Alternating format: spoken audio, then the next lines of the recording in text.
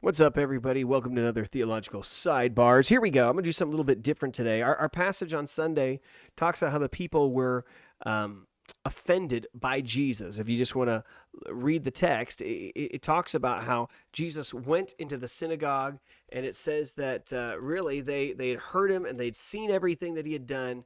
And at the same time, that says, they're asking, like, where does he get this authority? Who does he think he is, kind of a thing. And then verse 57 of chapter 13, they were offended by him, right? And so that's kind of the main kind of thrust, is that these people were offended by him. Now, it was interesting. It kind of led me down to this article that I want to show you and just walk through and maybe just talk for just a second.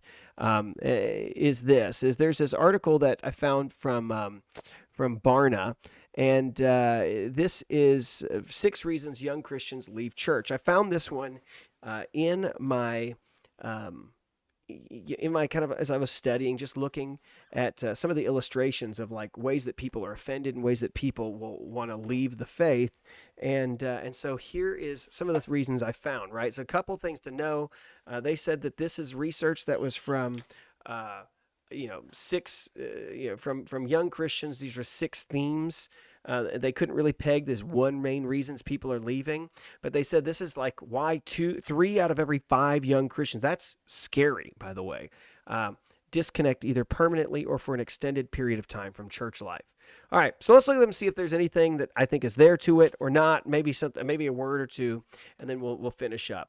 1, churches seem overprotective. Few of the defining characteristics of teens and their unprecedented access to ideas and worldviews is their, let's see. As Christians, they express their desire, their faith to Christ, to connect to the world that they live in. However, much of their experience in Christianity feels stifling, fear-based, and risk-averse.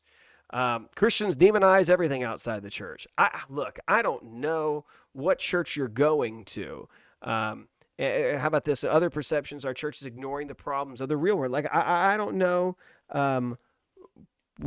what church is like that. Now, maybe you do have a church that's everything is bad, everything is not good, and I think that is something that people need to kind of think through, right? I think that's something that if you have a church that just talks about everybody outside the wall, and some churches even do that. I mean, let's I hate to say it, some churches even do this amongst themselves, right? If you're not part of our church or our denomination, it ain't good for you. So look, I get some of that, but still, just find a better church to go to that's not so crazy. How about this one? Teens and 20-somethings experience of Christianity is shallow. This is a sad one. 1/3 said church is boring. Who cares? Okay. 1/4 of these young adults said that faith is not relevant to my career interests. That's sad. And the Bible is not taught clearly or often enough. Sadly, 1/5 of these young adults who attend church as a teenager said God seems missing from my experience in church. Now that is very devastating. And I do think that is evidence that churches largely have done a terrible job in how we do youth and ministries and college ministries. Is first off, we segregate everything, and everything has to be age graded, which I really don't think that's helpful. But the other thing on that, right, is most of the time these are Bible-less groups. I'm not a fan of Bible-less Bible studies. That doesn't make sense either. But these are groups that, that, like, for instance, there's a lot of pressure for numbers. And so in the old days, about how many youth could you cram into a room? I think some youth guys, they know their job depends on if they can grow a youth group and if they're going to grow it because the pastor's looking at the numbers game. And so, it's all about how many people can I get in? So I'll shave my eyebrows if I get, 200 people.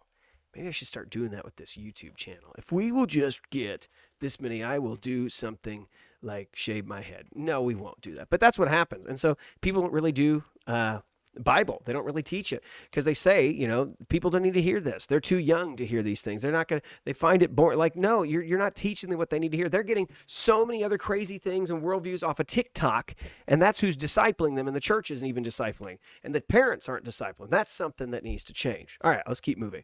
Churches come across as antagonistic to science. Listen, let's be real. I think churches should try to answer some of these questions. look, I'm not a science guy, but if I think it's helpful to have the debate, right? To bring people who know what they're talking about to, to come in and to discuss science and the faith. But I think what happens here too is sometimes that we have a lot of people that only see it in terms of one science or the other. And a lot of the time too, these students are so influenced by, really more of, secular science, that they're unwilling to give an audience to more of a Christian approach to science. And that's problematic too. But I do think churches need to try to answer these questions, not, just say that they're not things that we care about. I think we should care about them and try to give them answers. And I think being able to recognize that there is a debate to be had, and not be afraid about it, right? I think that's what happens is they get challenged, and nobody was willing to really give them to kind of let them hear both sides. So maybe that's part of that. Here's one. This is one I think is kind of important. And I think devastatingly, I think this is probably one of the more important ones. Young Christians' church experiences related to sexuality are often simplistic and judgmental. This is one where I think for a lot of people, they are willing to walk away from the faith because of sexuality. And this is when we talk about being offended by Jesus. Yeah, we're offended. A lot of people are offended by the teachings of Scripture. They don't like the fact that the Scriptures don't allow for my body, my choice.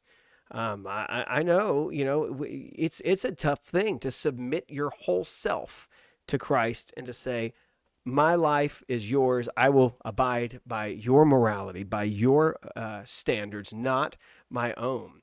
And so I think there are a lot of people that just think that churches are outdated because that's the way it's usually been framed. In fact, look at the very middle of this. The issue of sexuality is particularly salient among 18 to 29-year-old Catholics, among who 2 out of 5 said churches' teaching on sexuality and birth control are out of date. Here's the reality is that the Scriptures, as they are taught and expounded, should not ever be discussed as out of date, right? Who cares? That being said, if you only teach the Bible from that perspective, and I do think this, right? And I'll have Dr. Marquez on, and he and I have talked about this plenty of times. As we talk about just the way that we interpret the Bible, there is, I think, a problematic way that people do this, where they say, well, that was how they approached it, and we don't have to do that today because we are in 2020, and that was their form. That was how they thought. I think that becomes very problematic.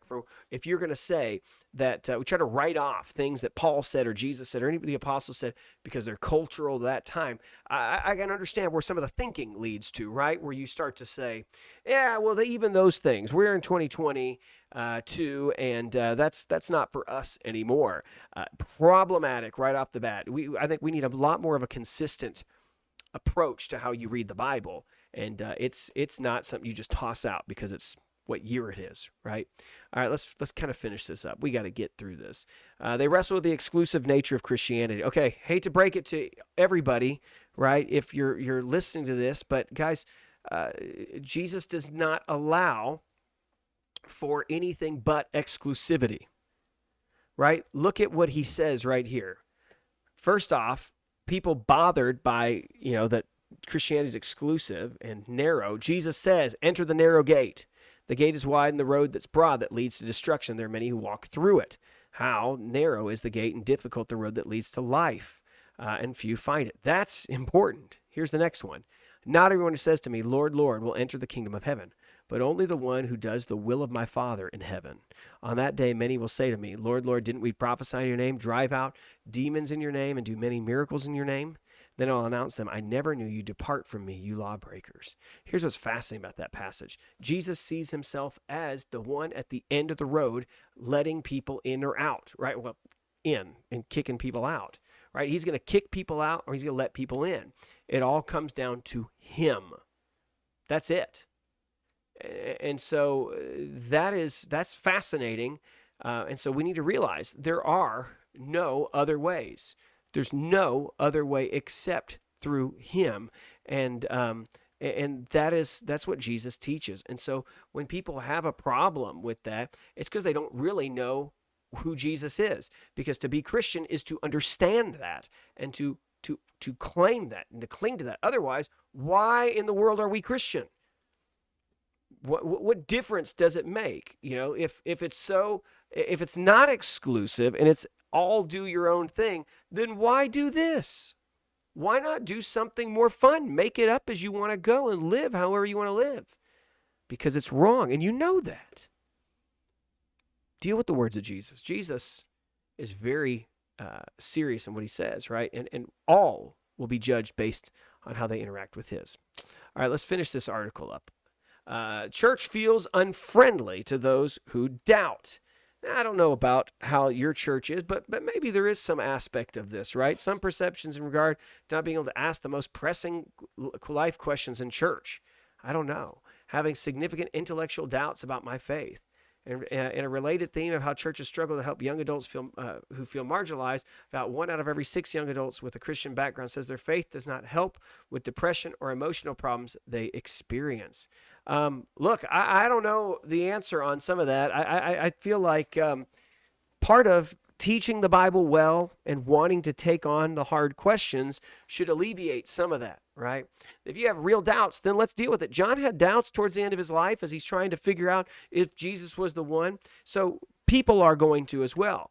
Part of those who are going to last and persevere to the end are going to be people that they're going to struggle with this sometimes, but they never end. It's not going to end for them. They'll persevere all the way through.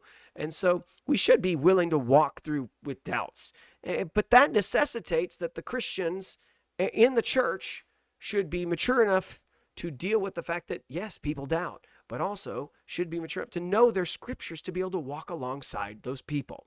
Anyways, I think that's all that I wanted to say. I know I'm hit at time for now, so a little bit different. Just want to interact with that article. Something I think I'll try to do if I get a chance to is do another one on miracles, because it says in our passage from the day is that he didn't do many miracles there because of their unbelief. So it's something to think about, right? Is why don't we see them so much in 2022 in America? Maybe we'll answer that, but not today. All right, that's all I got for you. Take care. Talk to you later. Bye-bye.